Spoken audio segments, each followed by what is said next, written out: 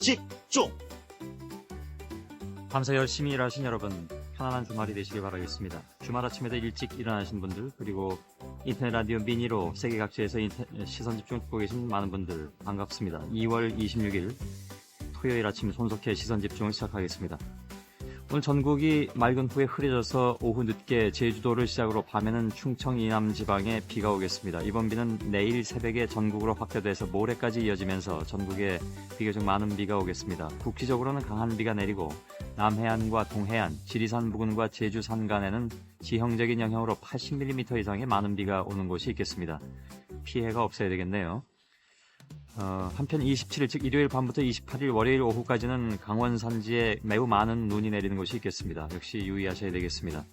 영동 지방 사시는 분들께서는 눈이라면 아주 지긋지긋하실 텐데 또 오네요. 오늘 낮 최고 기온은 7도에서 15도의 분포로 어제보다 조금 높겠지만 남해안 지방은 조금 낮겠습니다. 뉴욕 증시를 좀 보겠습니다. 미국의 소비심리 호전 그리고 급등하던 유가가 진정세로 돌아선 것이 호재로 작용하면서 상승했다는 소식인데요. 다우존스가 0.51% 올라서 12,130.45, 나스닥은 1.58%가 올라서 2,781.05를 기록했습니다. 현재 기온을 알려드리지 않았던가요? 서울이 영상 0.2도, 부산은 4.4도, 광주 0.6도, 대전이 영하 2.7도로 내려가 있고 춘천이 영하 4.8도를 기록하고 있습니다. 자, 지금까지 들어온 해외 뉴스 정리해드리겠습니다.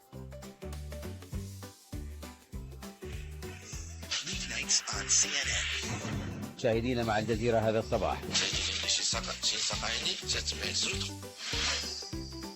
프레시안의 황준호 기자 연결되어 있습니다. 여보세요? 안녕하십니까? 예예. 리비아 사태 속보부터 좀 전해주실까요? 예, 어제는 이슬람 금요기도회가 열리는 날이었기 때문에 자연스럽게 이게 반정부 시위로 연결이 됐는데요.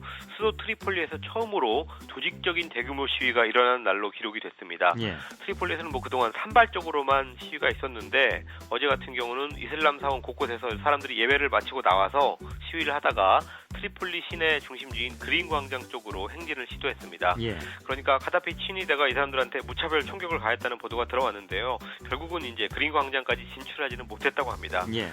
리비아 상황을 지금 크게 보자면은 반정부 세력들이 제2도시인 벵가지를 중심으로 한 동부 지역하고 그리고 튀니지 국경 근처의 서부 일부 지역을 완전히 장악하고 트리폴리로 양쪽에서 진격을 하고 있는데요. 예. 카다피 친위대 군사력 역시 만만치 않아서 지금 상당히 고민을 하고 대치를 하고 있는 그런 상황입니다. 예. 비슷한 상황이 지금 며칠째 계속되는 거죠? 예, 시위와 총격전은 지금 계속 있는데 매일매일 있는데 어느 한쪽이 국면을 완전히 압도하지는 못하는 그런 상황입니다. 예. 카다피는 어제도 국영 텔레비전에 나왔는데요.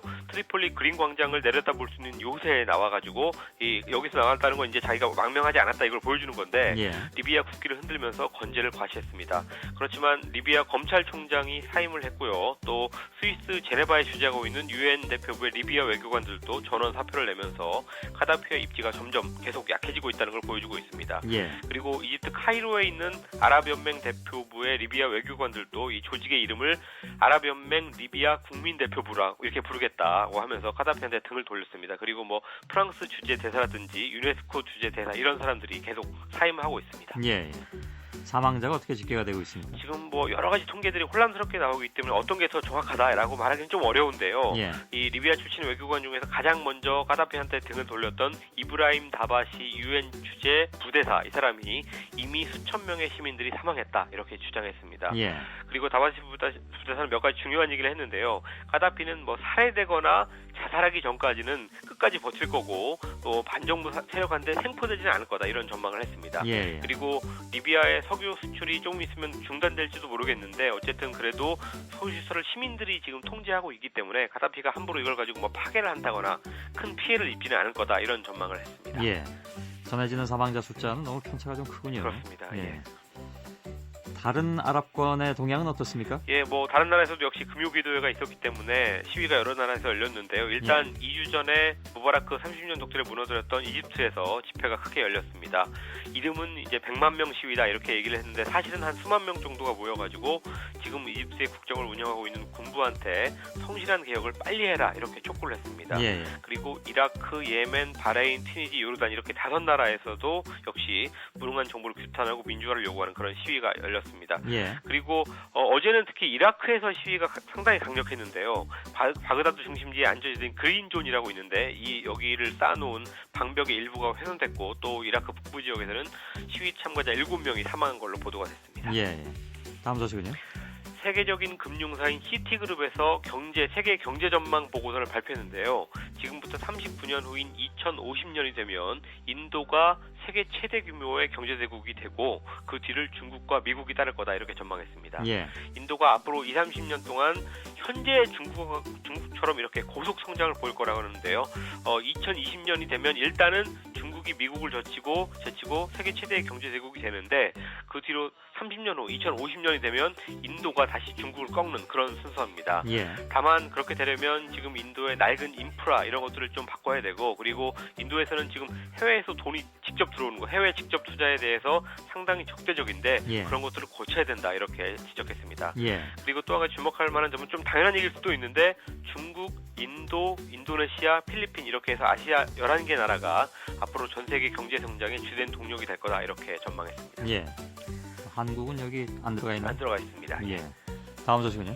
일본이 자기네 나라 배타적 경제 수역을 침범한 혐의로 한국 계잡이 여선 선장을 체포했다가 풀어졌습니다. 이게 그저께 있었던 일인데 예. 보도는 어제 밤에 나왔습니다. 이 선장 박모 씨가 탄 배가 일본의 오키군도 인근의 배타적 경제 수역에서 조업을 하다가 체포돼서 벌금 300만 엔을 주고 풀려난 건데요. 사실은 이 배타적 경제 수역을 침범한 그 일은 또 작년 3월 16일에 있었던 일이라고 합니다. 그때 일본 해양경비대가 그 배의 사진을 이렇게 찍어뒀다가 예. 그저께 같은 배가 같은 해역에 딱 나타나니까 선장을 포함해서 9명을 딱 잡아서 갔다가 벌금을 받고 풀어졌습니다. 그러니까 거의 한 1년 동안 함정을 파놓고 있었던 그런 셈입니다. 예. 잘 들었습니다. 예, 감사합니다. 황준호 기자였습니다.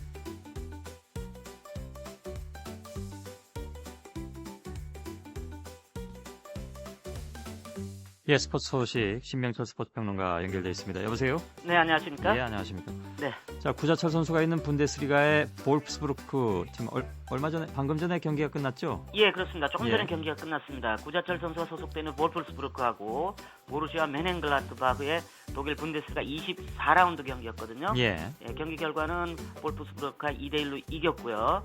구자철 선수 경기 정규 경기 시간 1분여를 남기고 디에고 선수와 교체 투입돼서 추가 시간까지 포함해서 한 3분 정도 뛰었습니다. 기량을 발휘하기에는 시간이 조금 더 그러게요. 모자랐던 것 같습니다. 예. 볼프스부르크는 오늘 브라질 출신의 디에고 선수, 구자철 선수와 교체된 선수죠. 연속골로 전반에 2대0으로 앞서갔었는데 후반 종반에 페널티킥으로 한 골 내주면서 이후에 좀 고전을 했었습니다. 예. 구자철 선수 경기 전에는 7명의 출전 대기자 명단에 들어있었고요. 경기 종료 직전에 투입이 됐습니다. 이제 볼프스부르크는 다음 달 6일 바이에르 레버쿠젠과 원정 경기가 예정이 돼 있으니까 그때 한번 또 구자철 선수의 뛰는 그 장면을 기대를 해야 될 것 같습니다. 예. 2014년 브라질 월드컵 축구대회 관련 소식이 벌써 지금 들어오고 있네요. 네, 그렇습니다. 예, 브라질 대회 대륙별 본선 출전 국가 숫자가 다음 주에 결정된다면서요? 예, 다음 달 2일과 3일 스위스 큐리히에서 국제축구연맹 FIFA 집행위원회가 열리는데요. 여기에서 2014년 브라질 월드컵 축구대회 대륙별로 몇 나라가 본선에 올라올지를 결정을 하게 됩니다. 예. 잘 아시는 것처럼 2010년 남아공대회 때는 개최국이 일단 남아공이 한 장 확보하고 있었고요. 나머지 31장의 본선 출전권을 유럽이 13장, 아프리카 5장, 아시아와 남미가 각 4.5장, 그리고 북중미 카리브해가 3.5장, 오세아니아 0.5장이었지 않습니까? 예. 이렇게 이제 0.5씩으로 단위가 떨어져 있는 것은 결국 대륙 간 플레이오프를 치러야 한다는 의미가 되겠죠. 예.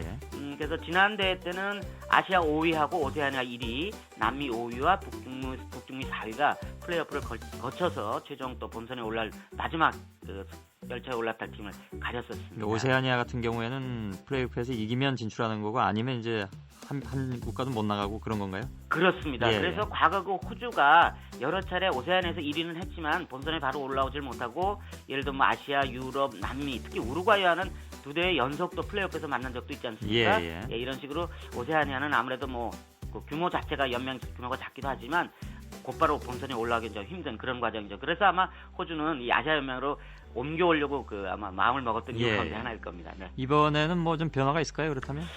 그래서 지금 각 대륙별로 서로들 조금이라도 0.5장이라도 더 따려고 좀 주장을 하고 있지 않겠습니까?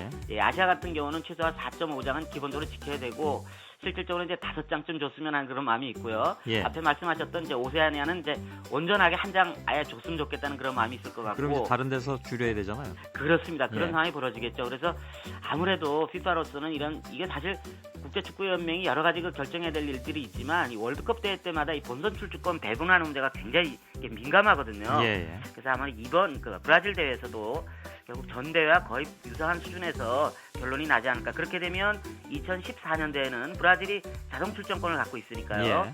예, 그리고 현재는 4.5장입니다만 다른 대륙과의 플레이오프에서는 이길 가능성이 상당히 높기 때문에 남미는 회원국이 10개밖에 되질 않거든요. 예, 예. 그 가운데 6개 나라가 본선에 올라갈 가능성이 있습니다. 예.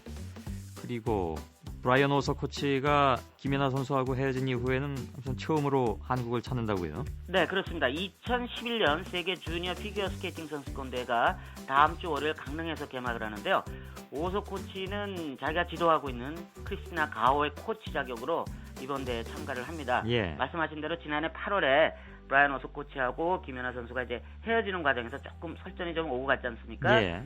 이거 사실 그 당시 오소 코치가 서로 헤어진다는 사실을 먼저 외부에 알렸고, 특히 그 상황이 거의 종결될 무렵에 김연아 선수가 쓰게 될 그 프로그램에 대해서 좀 일부 발설을 좀 했었지 않습니까? 예, 그래서 오소 코치에 대한 여러 가지 그 비난도 있었고 그랬었는데, 어쨌든 이번에 오는 거는 그런 김연아 선수의 관계가 아니고 정식 대회에 출전하는 문제 때문에 오기 때문에 예. 뭐 양측에서 지나간 일 가지고 서로 다시 또 거론하지는 않을 것으로 일단 보이고, 예. 또 실제로 브라이언 오소 코치 측이나 뭐 김연아 선수 측에서도 이 문제와 관련해서는 거의 말을 하지 않을 것으로 지금 얘기가 되고 있습니다. 예. 질문은 당연히 갈 텐데 좋게 마무리가 됐으면 좋겠군요. 그렇습니다. 수고하셨습니다. 네, 네, 고맙습니다. 스포츠평론가 신명철 씨였습니다. 여러분은 지금 성신여대 손석희 교수가 진행하는 시선 북종을 듣고 계십니다.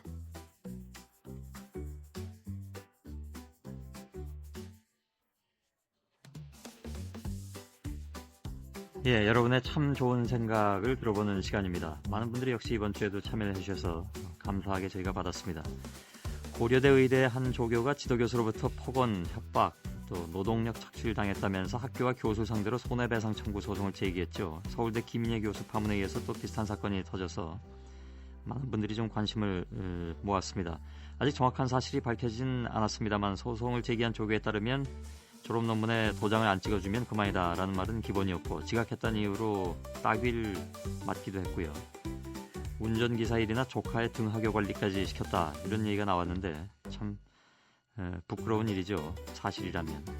지난 목요일에 뉴스브리핑 시간에 이 소식을 전해드린 바가 있습니다. 0324님께서 교수들의 잘못된 관행이 자주 지적됐음에도 불구하고 전혀 달라지지 않고 있다는 사실이 매우 안타깝다, 이런 의견을 주셨습니다.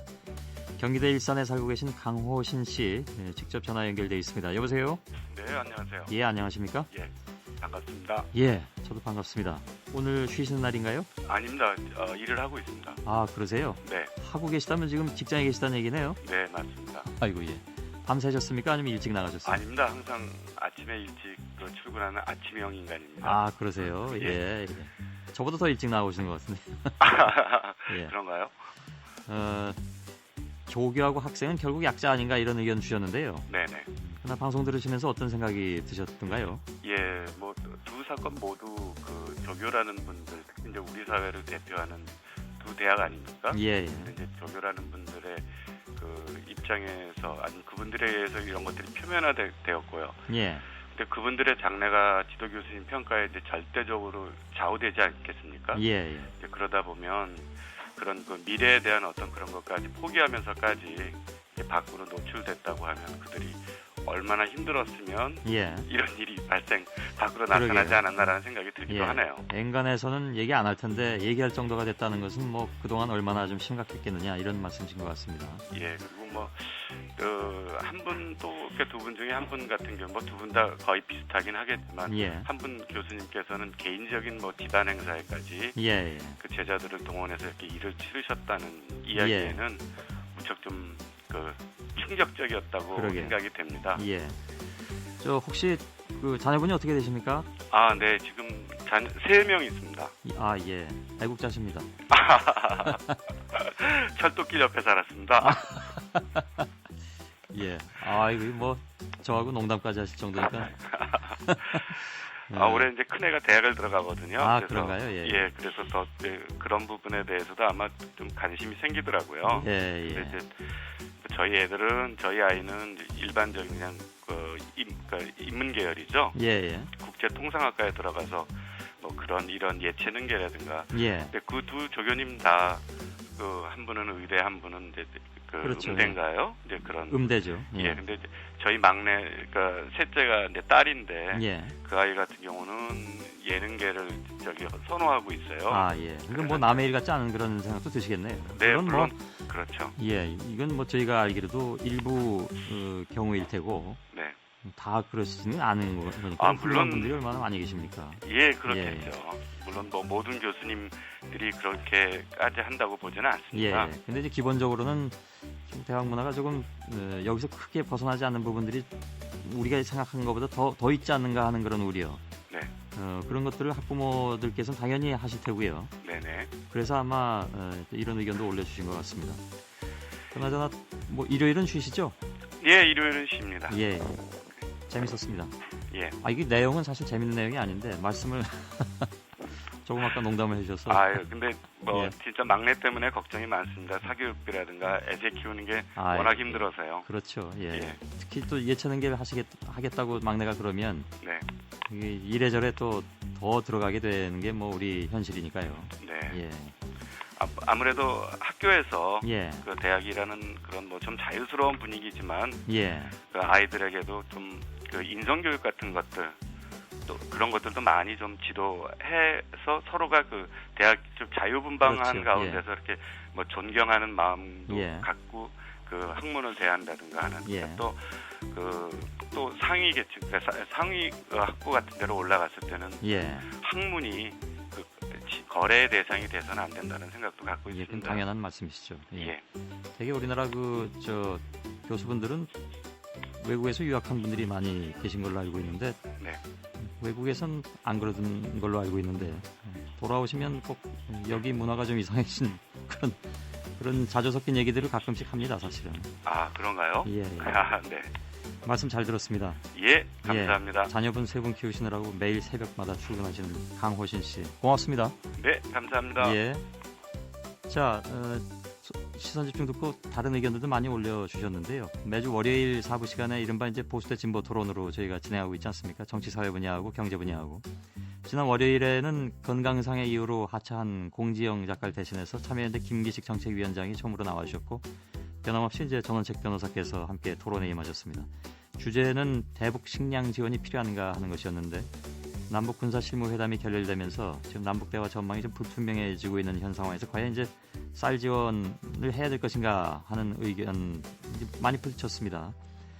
열띤 토론을 해주셨는데 최규동 씨와 2248 쓰시는 분께서 남북 문제 풀기 위해서는 화해 분위기가 먼저 조성돼야 하지 않을까, 적절한 선의 지원은 필요하다고 본다, 이런 말씀을 해주셨고 조재원 씨와 문지원 씨께서는 북한 주민한테 쌀이 간다는 보장이 없지 않겠느냐, 그러니까 김기식 위원장이든 과거 동독과 서독의 예는 우리하고는 상황이 다른 것 같다, 이런 의견도 주셨습니다.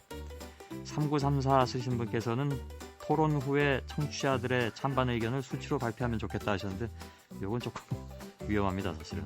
또 참여하시는 분의 숫자를 객관적으로 이렇게 매기가 참 어려운 거고요. 그러니까 어떤 성향의 의견을 가지고 계신가 하는 것을 이렇게 수치로 한다는 것은 조금 위험해서 대개 이제 이런 건 발표를 하지 않죠. 예.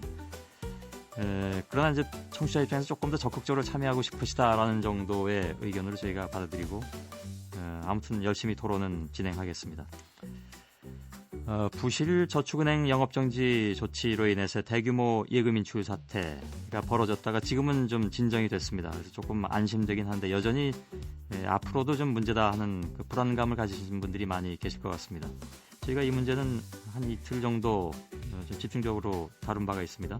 최진혁 씨께서는 공적 자금 투입에 있어서 국민의 동의가 필요하단 말에 절대적으로 동의한다. 이것은 지금 민주당에서 공적 자금 투입하자고 하고 있고 여당에서는 예금자 보호법 개정안을 해서 이제 여기에 기금을 공동 계정으로 만들어서 예금하는 분들의 이자를 조금씩 떼서라도 좀 전체 공동 계정을 만들어서 10조 원 정도 만들어서 그걸로 이제 지원하자라는 양쪽으로 갈려져 있는 상황인데요. 공적 자금 투입에 있어서 조금 조심스럽게 하자라는 최진혁 씨의 의견인 것 같고요. 6244 쓰시는 분께서는 가급적 인수하는 쪽으로 권고해 있다지만 이건 아마 그 허태열 의원하고 얘기한 내용 중에 나온 건데 만일에 새로운 그 저축은행의 주인이 필요하다면 나선다면 5천만 원 이상의 예금에 대해서도 인수하는 쪽으로 해서 5천만 원 이상 집어넣은 분들도 손해가 없도록 하자는 것이었는데 이게 현실적으로 가능하겠느냐 하는 그런 의문을 6244 쓰시는 분께서 올려주셨습니다.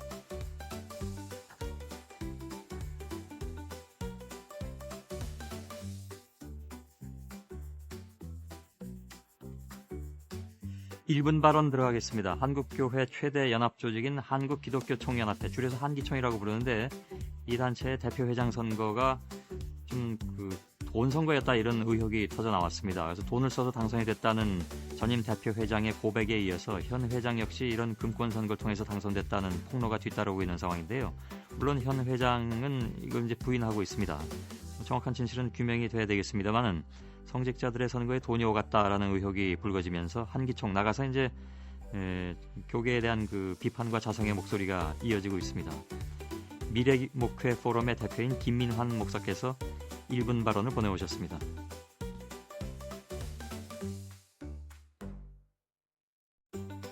안녕하십니까. 미래목회 포럼 대표 김민환 목사입니다.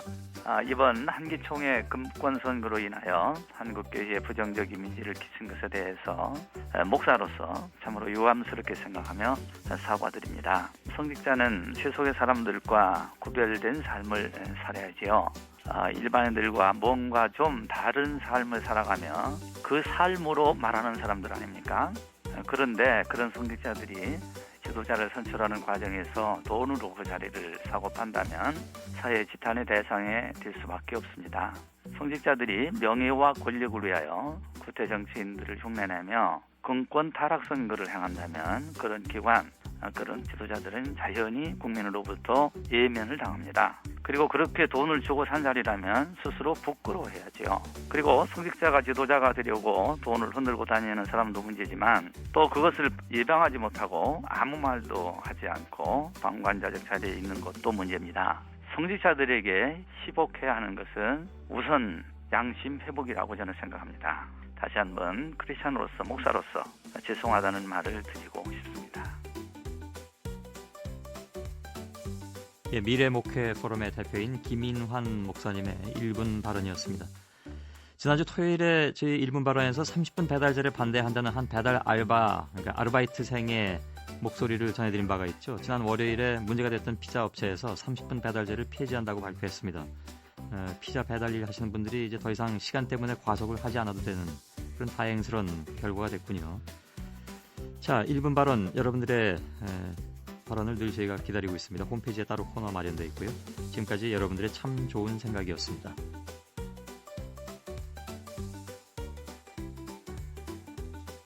손석희의 시선 집중. 잠시 후에 뉴스 브리핑이 이어집니다.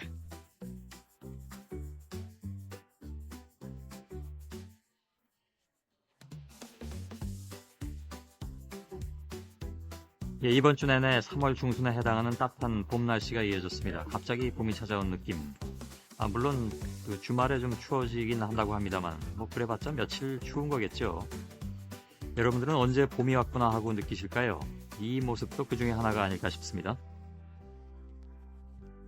찾아보자. 거기 있나? 아니, 고양이 따라 한 마리. 엄마 한 곳만 돌아다니는 거 없어. 저쪽에 가면 또 있어. 가다 보면 냉이는 원래 돌아다니면서 캐는 거예요. 그냥 캐는 게 아니라. 이건 냉이가 아닌데? 아닌가? 엄마 요것도 냉이에요? 이거 잎이 좀 이상한데? 아니야, 냉이야. 맞죠? 나 아니란 줄 알았어. 됐다. 이거 너무 작다. 작아. 엄마 꽃 핀 거 있어. 냉이가 꽃이 피면 질긴데 벌써 이렇게 날이 따뜻하니까 내가 금방 꽃이 핀다. 우와, 나만 못 캐고 있어? 끝까지 다 본다. 보인다.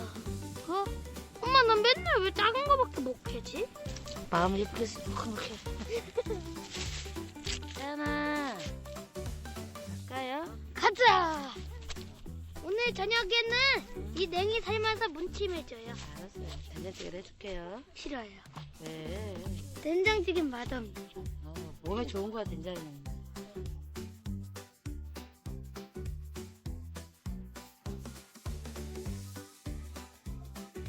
내가 등을 보인 뒤에 냉이꽃이 피었다. 어제 오후에 경기도 용인시 양지면 대대리 김미경 주부께서 아들 준선이 또 따님인 차연이와 함께 냉이를 캐는 풍경이었습니다. 정겹네요. 대화가 이렇게 자연스럽네요, 정말. 냉이는 비타민 A와 C, 칼슘이 풍부한 대표적인 봄나물이죠. 노래는 성바오로 딸 수도회, 냉이꽃이 피었다. 여기 수녀님들이 부르신 노래인데 성바오로 딸 수도회 수녀님들은 저희 시선집중 초창기에 출연하셨었고요. 아름다운 노래를 전해주신 바 있습니다. 못 잊어서 몇 년 뒤에 다시 한번 모셨던 기억이 나네요. 잠깐만 듣겠습니다. 박윤경 리포터의 취재였습니다. 내 아픈 게 다 낫고 나서 냉이꽃이 피었다.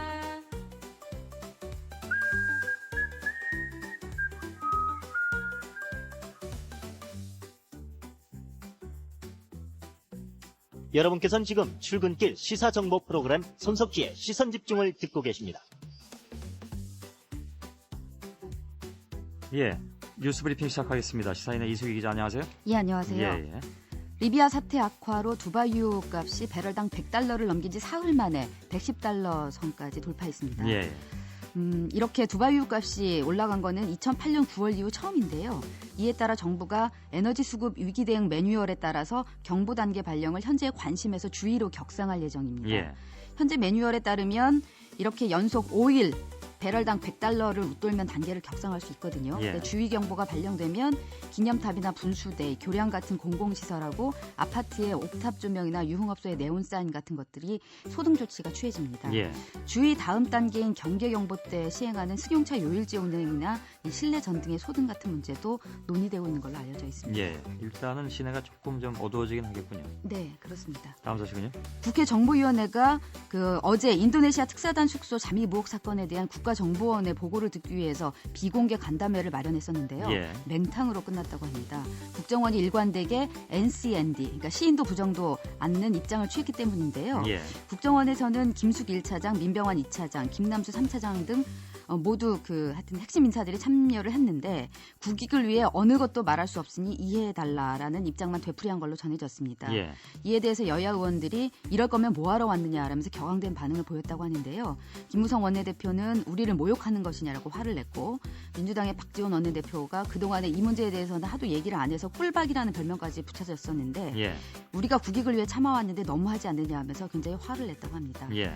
정보위의 민주당 간사인 최재성 의원은 시작하고 20분 만에 나왔다. 15분간 밥 먹고 30초 브리핑 받고 4분 30초간 여야가 합심해서 아우성치다가 끝났다라고 얘기를 했습니다. 예.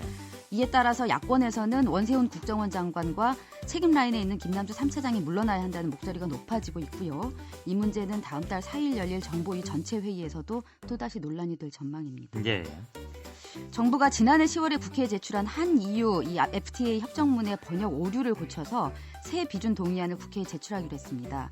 앞서서는 통상교섭본부가 이 부분에 대해서 일부 수치가 영문본과 다르다는 사실을 확인했지만 실무적 실수기 때문에 비준안을 철회하지는 않고 그대로 처리하겠다 이런 뜻을 밝혔었거든요. 예. 그렇지만 국회에서 입법권 침해라는 논의가 계속 나오니까 이 부분에 대해서 새로 비준안을 제출하기로 한 거죠. 예. 하지만 유럽연합 쪽의 이 다른 21개국 언어본도 지금 통상교섭본부가 스스로 검증하지 않은 것으로 또 확인이 되고 있어서요. 오류가 추가로 발견될 우려도 제기되고 있습니다. 예.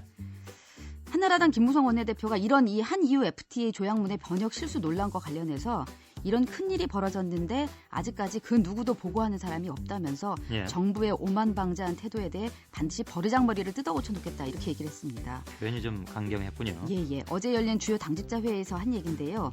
하여튼 김 원내대표는 이 문제와 관련해서 이 정부에 대해 굉장히 모욕감을 느끼고 있다라는 표현까지 했습니다. 예. 이 수치 잘못 적었다는 게 참 이게 이해하기 어려운 실수이기도 한데 굉장히 치명적이기도 하고요. 예. 그리고 왜 차이가 나는지, 그러니까 실수로 볼 만한 지금 상황이 아니거든요. 예. 그래서 좀 이해가 잘 안 갑니다. 뭐 어떻게 이게 이제 귀결이 될지가 아무튼 궁금하군요. 예.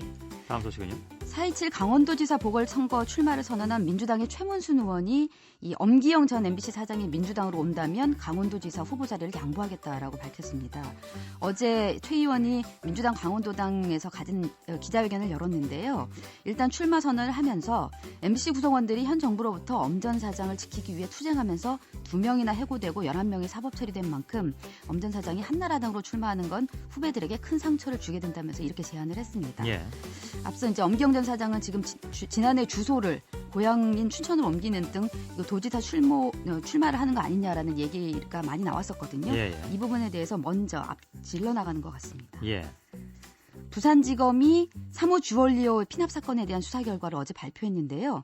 남해 해경청이 밝혀내지 못했던 몇 가지 새로운 사실을 내놨습니다. 먼저 석 선장의 몸에서 제거해서 증거로 확보한 탄환 3발 중에 우리 해군의 유탄이 2발이라는 걸 밝혀냈습니다. 예. 당초에 남해 해경청은 한 발은 우리 해군 탄환이고 다른 한 발은 해적이 쏜 총알이고 나머지 한 발은 선박의 파편으로 추정된다고 얘기를 했었거든요. 예. 근데 이 가운데 근데 이제 2개가 우리 해군의 유탄이라는 거고요. 또 이 가운데 석 선장의 몸을 관통한 총알은 해적이 쏜 건데 검찰은 석 선장에게 총격을 가한 해적으로 마호메드 아라이를 특정했습니다. 예. 그러니까 이 석 선장의 자세와 아라이가 총을 쏜 위치 등을 봤을 때 아라이가 가한 총상이 아니면 그런 관통상이 생길 수 없다는 거죠. 예. 그리고 검찰은 이 소말리아 해적들이 3호 주얼리오 납치 이전에 3호 드리모 납치에도 가담했다는 사실도 밝혀냈습니다. 예. 우리 해군 유탄이 2발이라는 건 좀 안타까운 얘기군요. 예, 그렇습니다. 그래도 치명적이진 않다라는 게 검찰의 발표입니다. 예. 정몽구 현대기아차 그룹 회장의 불법 행위로 현대차가 손해를 입었으니까 회사에 826억 원을 배상하라는 판결이 나왔습니다. 현대차 소액주주들이 정 회장하고 김동진 전 부회장을 상대로 손해배상을 청구하면서 낸 주주 대표 소송에서 서울지법이 이렇게 판결을 내렸는데요. 예. 재판부는 정 회장이 이 현대차가 현대모비스, 기아차, 글로비스의 부당 지원 행위를 하게 했고 특히 당시 글로비스가 정 회장과 정 회장의 아들인 정의선 부회장의 사실상 개인 회사였기 때문에 더욱 엄격한 충실 의무를 부담해야 한다라면서 이렇게 밝혔습니다. 예. 하지만 재판부는 현대차가 글로비스 지분을 인수할 기회를 정 회장과 정 부회장이 부당하게 탈취했던 만큼 이 해당 지분을 인수했다면 얻었을 기대이익 약 1조 원을 배상해야 된다라는 이 원고 쪽의 청구는 받아들이지 않았습니다. 예. 이에 대해서는 소액주주들이 다시 항소할 방침이라고 합니다. 예. 현대건설의 주주협의회 주관기관인 외환은행이 이 현대차 그룹 컨소시엄하고 최종 인수 대금에 합의했다고 합니다. 매각 가격은 4조 9,601억 원으로 결정이 됐는데요. 이는 기존 입찰 금액 5조 1,000억 원에서 2.74%를 깎은 금액입니다. 예. 양해각서에 따르면 실제 인수 금액을 확정될 때까지는 3%까지 조정을 할 수 있다고 되어 있거든요. 현대차 그룹은 다 깎아달라고 했는데 채권단은 그보다 높은 금액을 요구했습니다. 예. 이에 따라서 3월 초에 본 계약이 체결될 예정입니다. 예. 삼성이 세계적 바이오 제약 서비스 업체인 퀸타일즈하고 자본금 3천억 원 규모의 합작사를 설립해서 2013년부터 이 의약품을 국내에서 생산 수출한다고 밝혔습니다. 예. 합작사의 지분 구성은 삼성전자 40%, 삼성 에버랜드 40%, 삼성물산 10%, 퀸타일즈 10%인데요. 대부분 삼성이네. 예, 그렇습니다. 그래서 인천 송도에 이 바이오 의약품 생산 플랜트를 건설할 계획이라고 합니다. 예.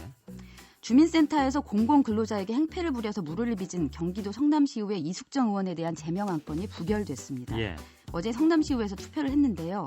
제적의원 34명 가운데 이숙정 의원을 뺀 시의원 33명이 투표해서 찬성 20명, 반대 7명, 기권 6명으로 이 제명에 필요한 제적의원 3분의 2, 즉 23표의 찬성을 얻지 못했습니다. 예. 이에 따라서 이 의원은 의원직을 유지할 수 있게 됐는데요. 한나라당 18명은 다 찬성을 했고 민주당은 15명 중에서 2명만 찬성을 했다고 합니다. 15명 중에 2명이요? 예. 예. 왜 그랬을까요? 아무래도 야권연대 이런 부분에 대한 얘기가 나오고 있기 때문에 본인들 손으로 동료 의원을 제명하기는 어려웠다라는 게 지금 민주당 쪽의 얘기입니다. 글쎄요. 여론은 어떻게 받아들일지 모르겠습니다. 예, 여권에서는 이미 이 부분에 대해서 공격을 시작을 했고요. 예. 25일 오전 8시 20분께 경기도 화성시 구간에서 부산발 서울행 KTX 열차가 멈춰섰습니다. 예. 지난 11일에 이어서 2주 만에 또다시 KTX2가 멈추는 사고가 발생을 했는데요. 좀 불안하네요. 예.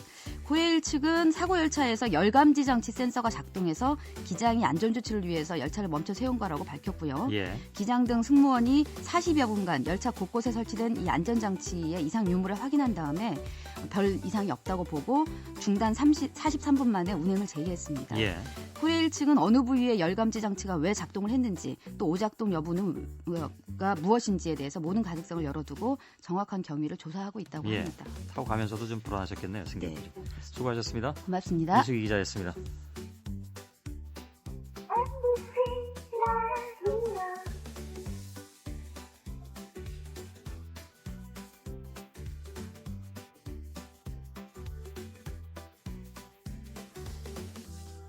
토요일에 만난 사람. 토요일에 만난 사람 진행하겠습니다.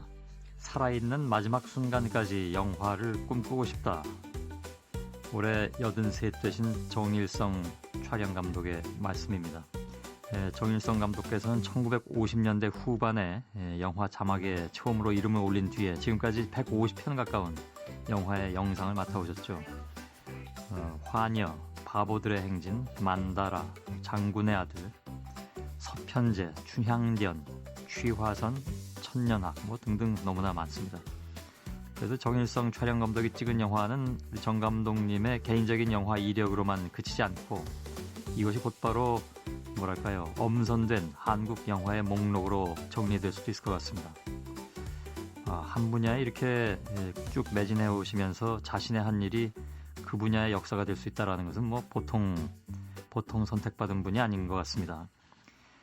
촬영을 기술에서 예술의 차원으로 끌어올린 83세 건강한 현역이신 영상 시인 정일성 촬영 감독을 오늘 토요일에 만난 사람으로 모셨습니다. 안녕하세요. 네, 감사합니다. 반갑습니다.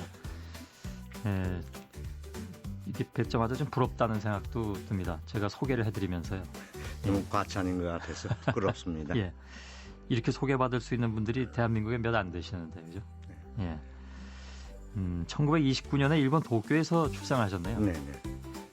왜 도쿄에서 출생하셨을까요? 어머니가 이과 전문을 나오시고 일본에서. 예.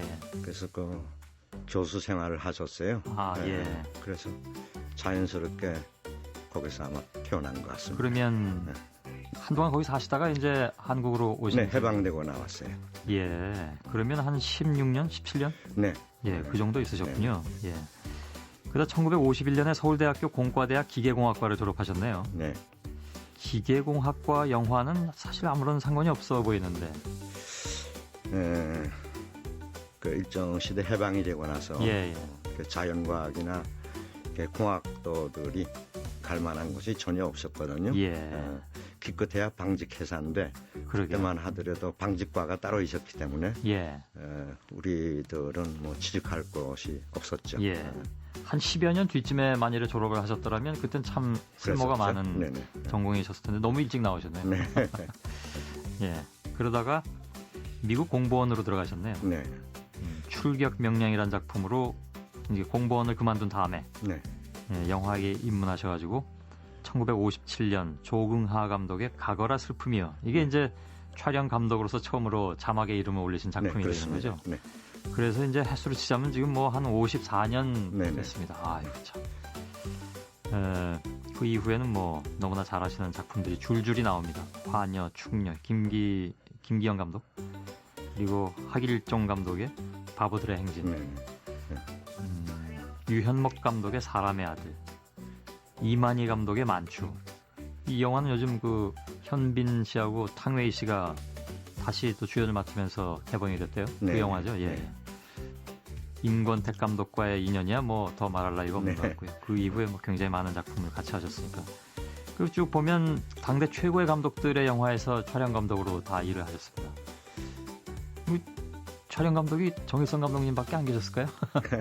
안 그랬을 텐데. 저는 뭐 개인적으로 굉장히 영광이고 운이 좋았다라고 생각이 들고 제가 그 공보원에 취직한 것도 내 생애에 월급 생활이 1년 한 7개월 미국 공보원에서요? 네네, 미국 공보원에서 그때 그 부산 항도 시절인데 그때 이제 영어 공부하려고 거기 취직했던 건데 그 우연히 대구에 출장을 갔었어요.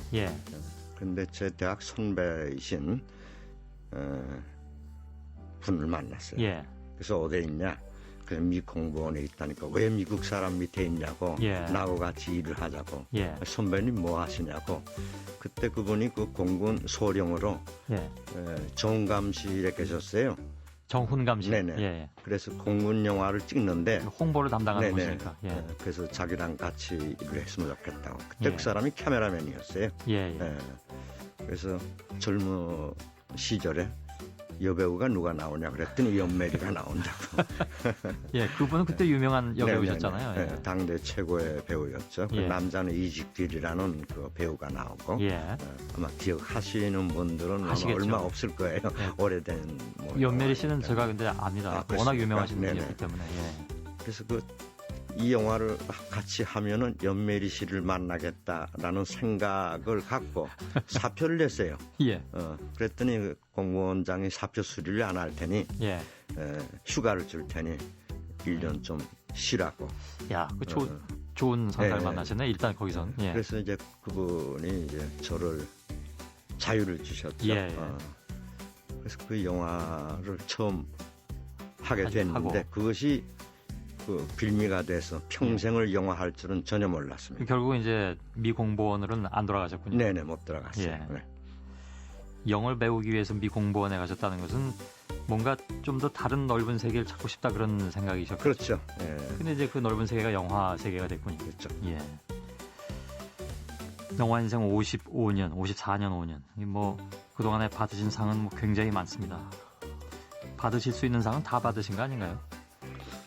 대종상, 한국영화예술상, 한국영화평론가협회상, 백상대상도 물론 네. 받으셨을 테고요.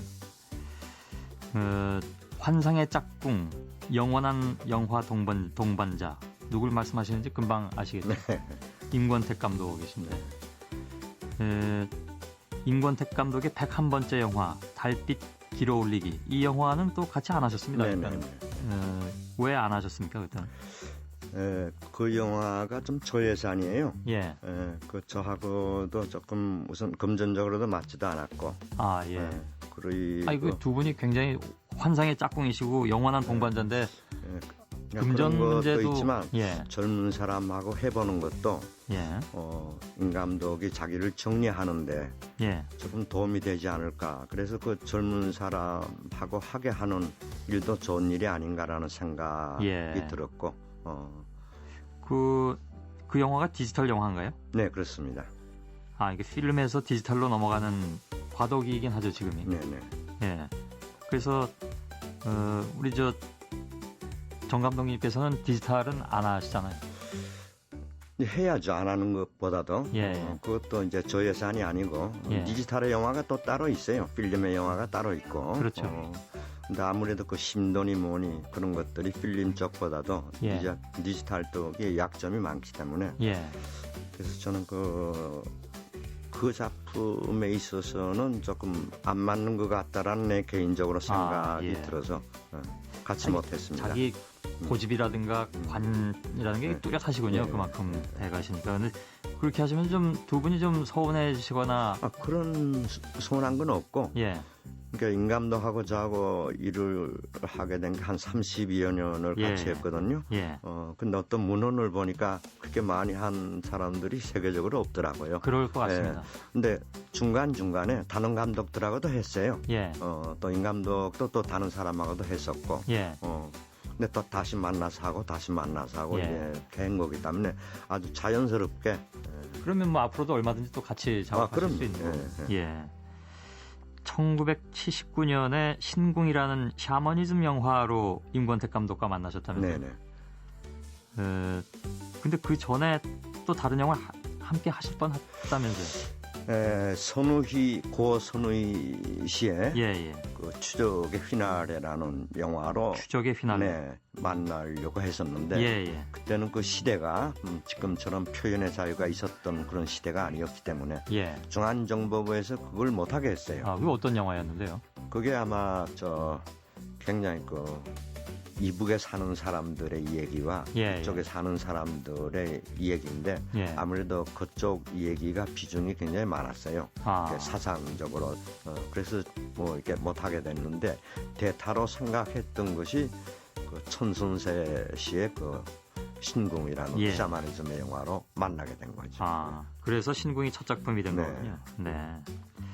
30년 가까이 이렇게 같은 감독하고 쭉 작업을 해오시면 글쎄요.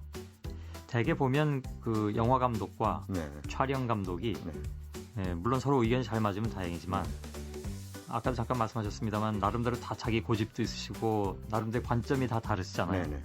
부딪히는 경우가 있지 않습니까? 저하고 임 감독하고는 한 번도 부딪힌 일이 없거든요. 예.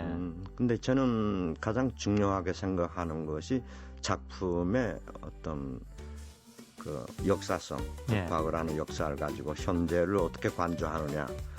그런 쪽에 해석이 굉장히 같았어요. 예. 그러니까 거의 저하고는 6살의 나이 차이가 있지만 예. 동세 시대를 살아왔던 그 아픔, 기쁨 이런 그 한국의 그 현대사를 이렇게 살아오면서 거의 해석이 같았어요. 예. 그러니까 카메라 앵글에 의해서 여기다 저기다는 아무 의미가 없어요. 예. 어떤 해석을 가지고 이 작품을 이렇게 투시하고 보느냐. 예. 근데 임권택 감독이 존경받을 수 있는 감독이라고 하는 예. 중요한 부분은 자기가 잘 알지도 못하는 것을 감독이라는 그 직책을 가지고 예. 이렇게 고집스럽게 얘기하는 분이 아니에요. 예. 그러니까 그 촬영 분야는 촬영하는 사람에게 맡기고 예. 조명은 조명하는 사람에게 맡기고 어떻게 하면 이 작품을 어떻게 끌어갈 것이냐에 대한 그러니까 중요한 것을 놓치지 않기 위해서 예. 자기를 중요하게 생각하는 아. 거죠. 그러니까 완만하게 아무런 예. 트러블 없이 그렇게 오랜 시간 동안 해나왔던 것이 아닌가. 되게 이제 싸우는 분들을 많이 봤기 때문에 방송사도 그런 게 있거든요. 아 그렇습니까? 예. 예. 알게 그래서 모르게. 오히려 예. 저보다 나이가 차이가 많은 감독들하고 일을 할 때는 예. 트러블이 생길 수 있는 여지가 많구나라고 하는 것을 현장에서 느껴요. 예. 자기가 살아온 체험밖에 없거든요. 예. 자기가 살아오지 못했던 것은 구전으로 듣거나 책을 보거나 예. 그러니까 정확한 것도 있지만 정확성이 없는 것도 있다고요. 예. 그런 것을 얘기를 해줄 것 같으면 이해가 안 되는 부분들이 있어요. 예. 네? 젊은 감독들이. 예. 그러니까 오히려 나이 든 감독들하고 일하는 것이 굉장히 그러시겠죠. 편해요. 그러니까 유현목 감독이나 예. 김수영 감독이나 김기영 감독하고 많이 일을 했던 것도 예. 그런 해석의 차이가 없다라는 거. 예. 네. 혹시 그 임권택 감독님은 제가 인터뷰를 한 적이 있는데요. 네. 굉장히 어눌하신 편이시잖아요. 네, 네. 아마 그분과 토만사 토요일에 만난 사람을 진행하려면 녹음으로 한 3시간 한 다음에 30분 뽑아내야 되지 않을까 싶을 정도로 좀 어눌하시고 네. 굉장히 좀 유하시고 이거 네. 보통 하는 말로. 네. 정 감독님이 기로 누르신 거 아닙니까 혹시? 네, 전혀 그런 건 없고요. 이렇게 30년쯤 이렇게 해보니까 예. 그 사람의 사상, 그 사람의 철학, 그 사람이 지향하고자 하는 것들을 예. 많이 알게 되죠. 예. 그리고 또 내가 어떤 생각을 갖고 어떤 그림을 그리려고 하는가를 그분이 또 많이 또 이해해 주시고 예. 그래서 그런 그 긴 세월을 그렇겠죠. 이렇게, 예, 무난히 그러면 한창 활동 같이 하실 때 나왔던 영화들 예를 들면 이제 뭐 서편제, 태백산맥 그 전에 뭐 만다라 안개기둥 그리고 이제 문민정부 시대 들어와서 찍은 춘향전. 정일성 감독께서 생각하시기에 촬영 감독의 입장에서 이 작품들에 대해서 나는 어떤 차별을 두고 찍었다 하니까 뭐 색채라든가 앵글이라든가 여러 가지 기법 면에서 시대적 상황이라든가 이런 것에 따라서 차별점을 우리가 볼 수 있습니다. 신궁 다음에 했던 작품이 만다라인데 예. 만다라는 제가 78년도에 김동리 씨의 을화를 찍을 때 교통사고를 나섰어요. 예. 그래서 그때 한번 대수술을 받았고 그러니까 유현목 감독하고 사람의 아들을 찍을 때 79년도 예. 이제 직장암이 걸려서 이제 병원 생활을 오래 했거든요. 그때는 굉장히 심각하게 그때 뭐 이제 얼마 못 산다. 예. 이제 그런 그 소문들이 나가지고 내가 병원에 있을 때 많은 사람들이 문병 오고 그랬었는데 예. 다행히 수술이 잘 돼서 지금껏 살고 있는데 예. 그때 이런 걸 느꼈어요. 영화 하면서 내가 과연 어떤 정신으로 영화를 했나를 내가 나를 돌이켜보게 돼요. 예. 그래서 다시 태어난 또 나를 또 일으켰던 분이 임권택 감독이에요. 예. 그래서 첫 번째 수술을 할 때 나를 일으킨 감독이 김수영 감독이고 예.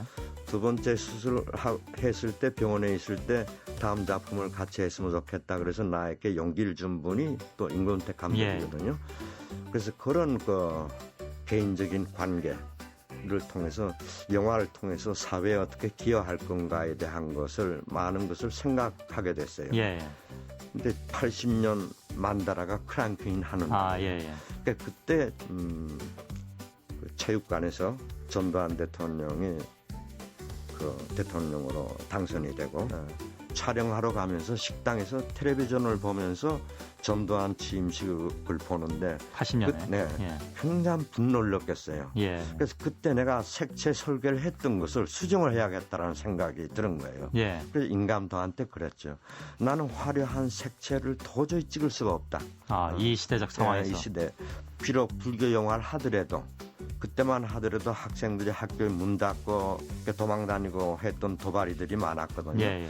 그래서 한 스님 도발이란 말 참 오랜만에 들어보네요. 한 스님은 이 정말 참선을 통해서 스님이 되려고 그러고 한 스님은 그 아스페레스처럼 행동을 통해서 이렇게 불교에 접근하려고 하는 전무성의 편이 있었는데 어떻게 보면 그 시대에 학교를 문을 닫고 도망다니는 학생과 같은 시대 영화가 될 수 있겠구나라는 생각을 했어요. 그래서 임감독한테 나는 이번에 굉장히 암울한 색채로서 나는 화려한 색채로서 찍고 싶지가 않다. 그러니까 그러한 그 대통령 취임으로서 그 우유부단한 그 얼굴로서 취임사를 태연하게 읽어 내려가는 때 그 분노 같은 것들이 작품에 투영이 되는 거죠. 그러니까 한 시대의 한 편 작가라고 하는 것은 그 시대에 따라서 얼마든지 접근할 수가 있는 거죠.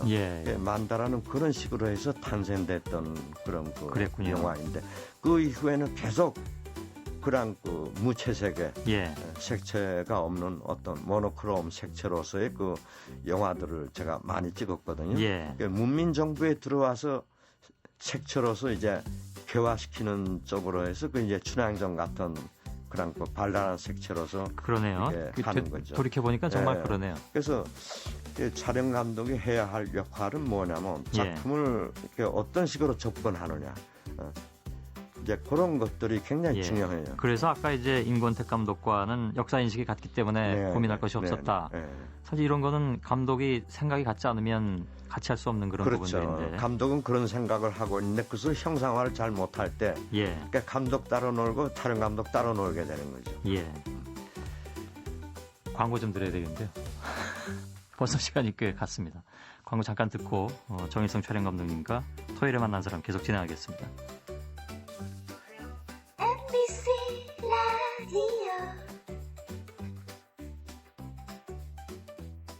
라디오 정일성 촬영 감독과 함께 토요일에 만난 사람을 진행하고 있습니다.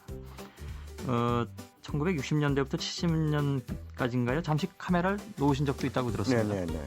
그때는 왜 그러셨습니까? 그때는 지금도 투자자들이 영화계 쪽에 입김이 굉장히 많아요. 어떤 배우를 썼으면 좋겠다든지 또 어떤 상업적 영화를 했으면 좋겠다든지 감독의 의지와 관계없이 그 상업적인 영화로 이렇게 흘러가는 경우들이 그 사람들은 돈을 투자하니까 또 그만큼 건져내야 된다고 생각하니까. 옛날에도 그랬거든요. 지방업자라는 사람들을 위해서 그렇겠죠. 또 극장주라는 그 사람들을 위해서 자기가 의지한 대로 가지 않는 영화들이 많았어요. 근데 그 대만 영화나 홍콩 영화의 날르는 영화들의 아류의 그 한국 영화 시장이 거의 그 80-90%가 저 의학세 영화로 의학하고 죽는다 그래가지고 의학세 영화라는 그 소거들이 탄생하는 영화로 이렇게 뒤범벅이 됐어요. 내가 영화하면서 이런 영화를 찍으려고 내가 촬영 감독이 된 것도 아닌데 차라리 쉬는 게 낫지 않겠나 라는 생각을 해서 몇 년 동안 접었어요. 그래서 그때 일본에 갔어요. 근데 그때 아시아 영화 재단에서 유망한 사람들을 해서 선발해서 이렇게 유학이 아닌 유학 같은 걸 시키는 거죠. 연수 같은 거죠. 연수 그러니까. 같은 거. 그래서 그 일본에 가가지고 구로사와 아키라의 영화에 참여를 했어요. 그게 붉은 수염이라는 건데. 예, 그 유명한 감독의 유명한 영화군요. 예. 그래서 그때 제가 개인적으로 많은 공부가 됐어요. 그래서 다시 좋은 시절이 오면은 여기서 배운 것도 내가 생각하고 있던 거 이런 것들을 내가 해 나가야겠다라는 생각을 갖게 된 계기가 그 당시가 아니었나. 그때 저희 집 아이들이 어렸거든요. 근데 어느 날 우리 장녀가 쓴 일기를 봤어요. 봤더니 우리 집에는 돈이 많지 않나 보다. 엄마가 밤낮 돈 때문에 고생을 하는 것 같다라는 얘기를 쓴 그 일기를 읽었어요. 그때 충격을 받았어요. 그래서 내가 좀 고생스럽더라도 좋은 영화, 하고 싶은 영화를 일관되게 영화를 하지 않으면 애들에게 아무런 도움이 되지 않겠다라는 생각을 했어요. 내가 많은 작품을 하더라도 이병철 씨나 뭐 정지용 씨처럼 부자가 될 것도 아닌데 같이 고생스러울 바에야 내가 하고 싶은 영화 위에는 하지 않으려는 결심을 하게 된 계기가 일본 갔다 와서 그다음에 우리 아이들의 그 일기를 보면서 그런 걸 느꼈어요. 그래서 고집스럽게 하고 싶은 영화 쪽으로 이렇게 했던 것 같습니다. 제가 이렇게 말씀을 쭉 듣기로는 훨씬 그 전부터 굉장히 고집스러우셨던 것 같습니다. 그 붉은 수염 구로사와 아키라 감독의 그 영화에는 그러면은 정식으로 이렇게 카메라를 촬영을 그러니까 하신 A 거죠? 카메라, B 카메라, C 카메라가 있거든요. 구로사와 아키라는 카메라 석대 넉대를 찍으니까. 그러니까 연수하러 가면서 그래도 많은 얘기를 했었어요. 구로사와 아키라 감독하고 마치 제가 뭐 일본에서 태어났기 때문에 일화가 되기 때문에. 그래서 구로사와 아키라가 생각지도 못했던 구로사와 아키라 세계에 대한 것도 내가 또 얘기도 하고 그래서 날들어 B 카메라를 맡으라는 거예요. 그래서 그때 9개월 동안 일본에서 그 B 카메라를 맡으면서 그러니까 A, B, C 하면 A가 제일 중요한 카메라고 그렇게 되는 건가요? 그래서 그때 엄청난 그 9개월 동안인데 엄청난 공부가 됐어요. 그러셨군요. 그러다가 이제 70년대 초에는 스웨덴의 또 그 유명한 감독, 베르이만, 잉그마르 베르이만 감독. 그 세계 교과서예요, 베르이만의 영화. 그래서 그 베르이만 감독하고 만나가지고 베르이만의 그 영화 세계를 같이 이렇게 얘기하고 물론 통역이 있어서 했더니 그 사람이 저한테 마지막에 선물을 하겠다라는 거예요. 미스터 정은 완벽한 앵글을 잡고 완벽하게 찍지 말라는 거예요. 흐트러뜨리라는 거예요. 그 흐트러뜨림이라고 하는 것은 아마추어에게 희망을 주라. 근데 그 아마추어가 미스터 정의 흉내를 내려고 할 때 도저히 흉내가 안 내는 앵글을 잡고 찍으라는 거예요. 그것은 나에게만 해당되는 것이 아니고 연기자에게도 해당이 되고 감독에게도 해당이 되는 것 같다는 생각이 드는 거예요. 그때 굉장히 충격을 받았어요. 그러니까 우리가 일반적으로 텔레비전 같은 데서 대담을 하더라도 엄청나게 말을 잘 하시는 분들이 있고 어눌하게 하시는 분들이 있는데 우리가 호감이 간다라고 하는 것은 어눌한 쪽에 가게 되거든요. 그러니까 너무 완벽하게 해놓으면 나는 도저히 할 수 없구나라는 생각을 갖게 돼서 적대시하는 거예요. 그래서 누구나 다 내 정도는 찍을 수 있겠다라는 그런 것들이 프로의 세계에서 필요한 거다라는 얘기를 베르이만이 해주는 거예요. 그러나 뭔가 결정적인 건 끝까지 따라할 수 없는. 그렇죠. 흉내 내려고 하면은 될 수 없는 거예요. 그게 철저한 계산하에서 하는 거거든요. 즉흥적으로 하는 것이 아니기 때문에 왜 그렇게 찍어야 되는가에 대한 당위성과 논리가 정연하죠. 근데 그 논리 없이 그냥 흉내 낼 때는 흉내가 안 되는 거죠. 예를 들면 그 서편제 같은 경우에 화제가 됐던 것이 굉장히 긴 롱테이크라고 하죠. 그것도 다 그러면 이렇게 사전에 물론 다 계산해서 하시겠습니다만 그건 정 감독님께서 생각하신 카트였습니까? 아니, 같이 생각한 거예요. 근데 그렇게 5분 40초라는 그 롱테이크를 하면서 거부감이 없을까? 지루하지 않을까? 근데 보통 시나리오를 이렇게 보면은 에피소드가 한 80개에서 90개 정도가 돼요. 한 편의 영화 속에서. 근데 재미있는 에피소드 전에는 굉장히 재미없는 에피소드가 필요가 해요. 그다음 굉장히 빠른 템포의 리듬의 그런 그 숏이 필요할 때는 그 전에는 굉장히 픽스라든지 느릿한 것이 필요하듯이 그런 악위가 맞아 들어가야 되거든요. 근데 그 롱테이크 앞에는 저는 무슨 말씀인지 사실은 절반 정도밖에 네. 이해를 못하고 있는데요. 전문가가 아니라서. 약장사를 통해서 예.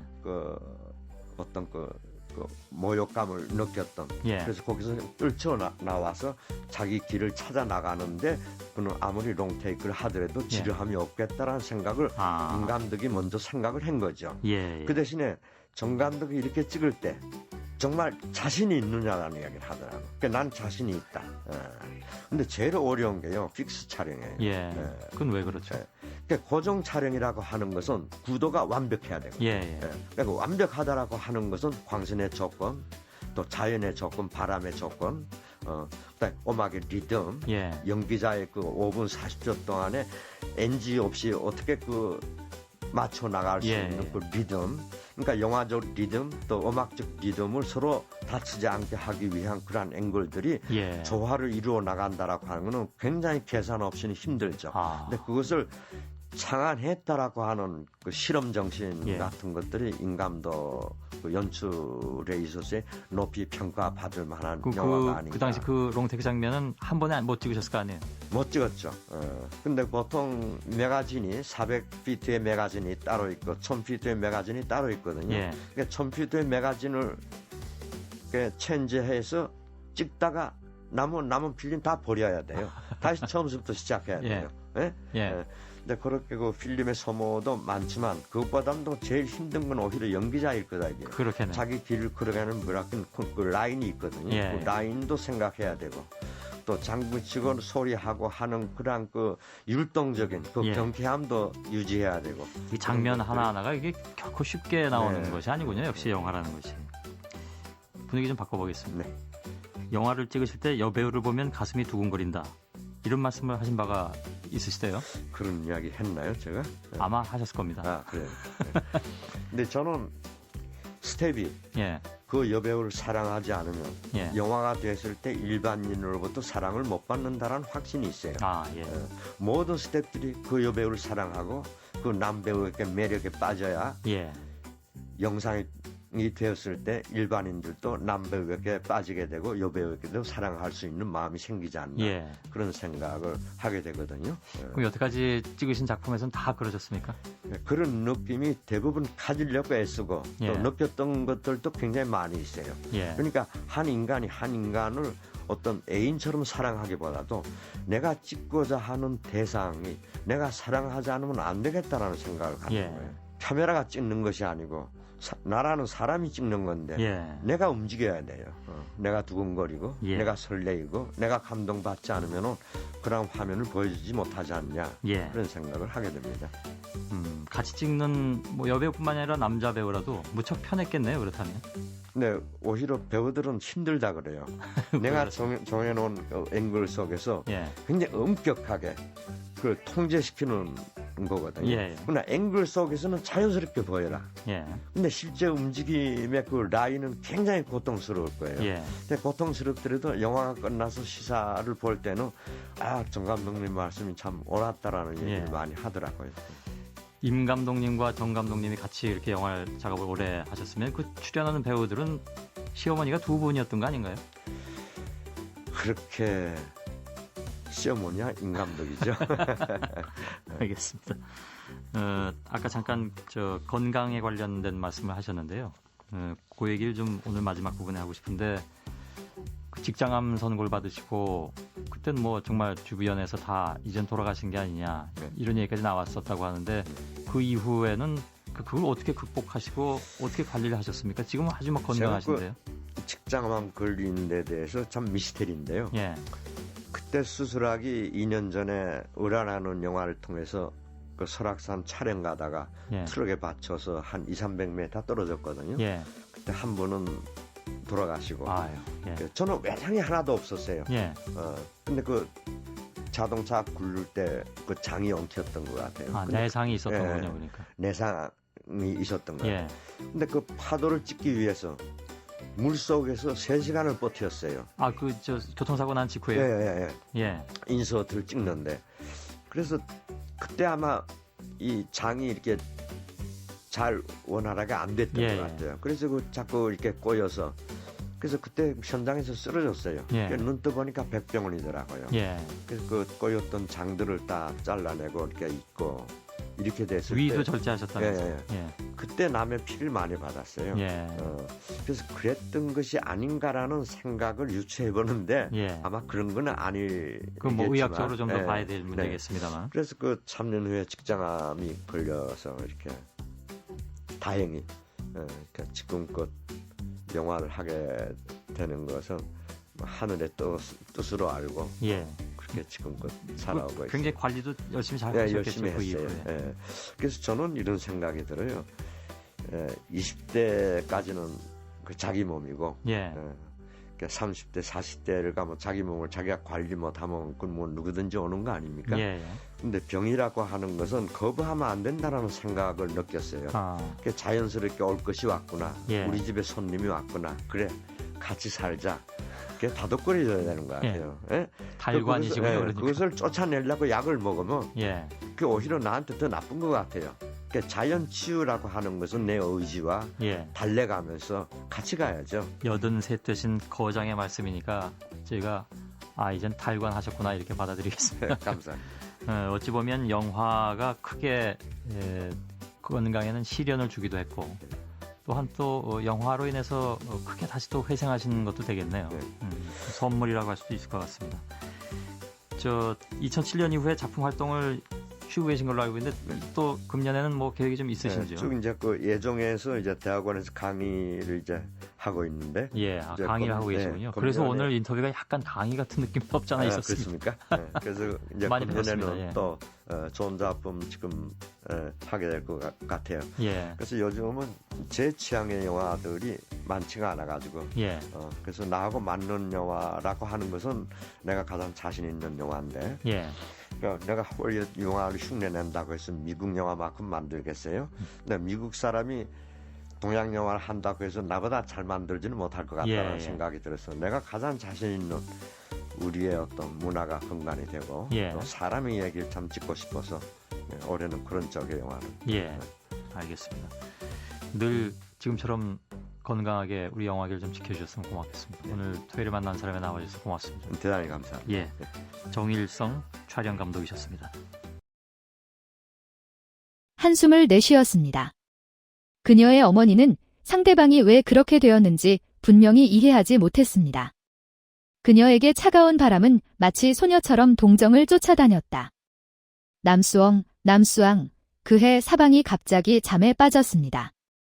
환상 속의 그녀의 어머니는 그녀를 처음부터 끝까지 사랑했지만 현실에서는 그녀는 오래전에 버려졌습니다. 그녀의 환상 속에서 모두가 그녀를 좋아합니다. 그녀에게는 수많은 친구가 있습니다. 그녀는 인사를 하고 어울리려고 노력했지만 실생활에서는 모욕과 웃음만 받았습니다. 이제 모든 환상은 깨졌고 향기는 멈추고 돌아서며 목소리를 진정시킨다. 그녀는 아프다. 4번 병원에 전화해도 될까요? 4번 병원은 정신병원이다. 가족은 요청할 권리가 있습니다. 그는 종종 어머니를 위협하기 위해 사용했던 어머니가 잡은 총알을 강요하고 수년에 걸쳐 수없이 그녀에게 총을 쏘고 마침내 돌아와 어머니의 이마 중앙에 똑바로 총을 쐈습니다. 향기가 그 자리에 얼어붙었다. 비는 가늘어졌다가 점점 더 거세졌다. 나는 우산 아래 서서 사방을 바라보며 한 걸음 한 걸음 나를 향해 걸어갔다. 오래전에 고쳐놓은 우산에는 아직도 구타당하고 나오는 아이의 실루엣이 남아있었다. 비는 어머니를 쫓아다녔다. 이제 더 이상 볼 수 없을 때까지 열렸습니다. 엄마. 그녀는 우산을 보았다. 그 사람은 갑자기 몸을 떨었다. 그 우산인가 빼앗기고 부서지고 버려졌던 우산인데 아이는 아직 멀쩡해서 비를 맞으며 쫓아갔다. 그것은 그 자체로 아무것도 억제할 수 없는 미성숙하고 진지한 감정이다. 그녀는 놀라서 조용해졌고 갑자기 그녀의 눈에서 눈물이 흘러나왔습니다. 이번엔 정말 울었어. 보이, 엄마, 너무 이른 시간이었어. 그녀는 한 번도 뒤돌아보지 않고 앞으로 걸어갔다. 보상받을 수 없는 사항이 있습니다. 상처가 났고 아기가 남았으나 상처가 아물고 아프더라도 잊어서는 안 됩니다. 물그릇이 고르게 나누어지지 않았습니다. 물은 한 번 버리면 다시 되돌릴 수 없습니다. 오랜 시간이 흐른 뒤 반이